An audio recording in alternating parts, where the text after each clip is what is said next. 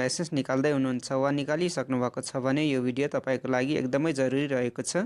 र आजको भिडियोमा म तपाईहरुलाई ड्राइभिङ लाइसेन्स सम्बन्धी केही नियमहरु भन्ने छु। जस्तै कि तपाईले ड्राइभिङ लाइसेन्स निकाल्नु भएको छ र त्यसको कर तिर्नु भएको छैन भने कति प्रतिशत तपाईलाई जरिवाना लाग्नेछ त्यसको बारेमा भन्ने छु।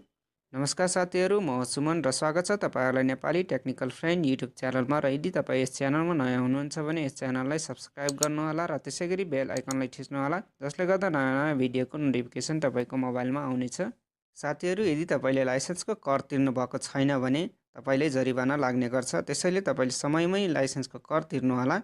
र यदि लाइसेन्सको कर म्याद नागेको 3 महिना भित्रमा तिर्नुहुन्छ भने तपाईले कुनै पनि जरिवाना लाग्ने छैन। र यदि तपाईले 3 महिनापछि तिर्नुहुन्छ भने केही दस्तुरहरू तिर्नुपर्ने हुन्छ। र यदि म्याद नागेको 1 वर्षपछि तिर्नुहुन्छ भने तपाईले 100% दस्तुर तिर्नुपर्ने हुन्छ।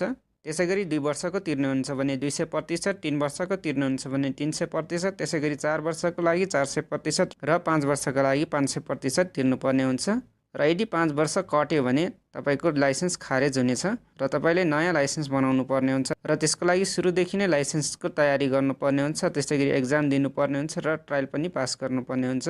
र अब चाहिँ सवारीको करहरू कति पर्छ त्यसको बारेमा भन्न गइरहेको छु।